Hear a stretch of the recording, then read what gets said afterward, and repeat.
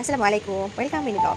অনেকদিন যাবত ভাবতেছিলাম পিজ্জা খাই, কিন্তু কোথা থেকে পিজ্জা খাবো? আমাদের তো আশেপাশে কোনো রেস্টুরেন্ট নাই। তাই বাজার থেকেই একটা ছোটখাটো রেস্টুরেন্ট, শাহজাদ রেস্টুরেন্ট থেকে অর্ডার করে নিলাম পিজ্জা অ্যান্ড বার্গার। পিজ্জা আমি খাই, কিন্তু আমার ছেলে মেয়ে পিজ্জা খায়, বার্গার খায়। তাই এটা একটা কম্বো অফার, পিজ্জার সাথে বার্গার ফ্রি। তো এই কম্বোটা নিয়ে নিলাম। এখন আমরা বাড়ি থেকে যাচ্ছি। আমার সাথে আমার ছোট মেয়ে আছে, আমার সাথে আমার এক ফ্রেন্ডও আছে, ফ্রেন্ডের মেয়ে আছে। তো আমরা এখন বাড়ি থেকে যাবো।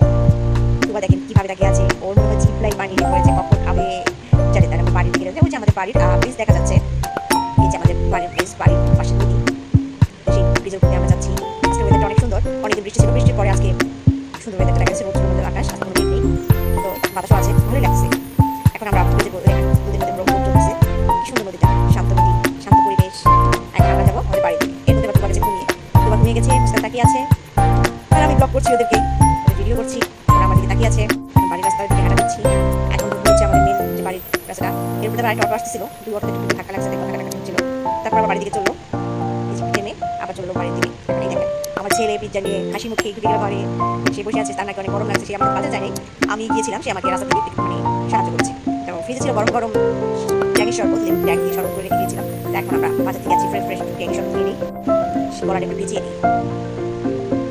কি শান্তি, ঠান্ডা ঠান্ডা জুস। ওদের জন্য আবার ছোটখাটো মিষ্টি নিয়েছিলাম, কারণ ওরা আবার মিষ্টি খেতে খুব পছন্দ করে। বাজারে যাওয়ার সময় বলছিলাম মিষ্টি নিয়ে এসে, এটা হচ্ছে মানিক মিষ্টি, মানে ছোট ছোট মিষ্টি, আর এটা হচ্ছে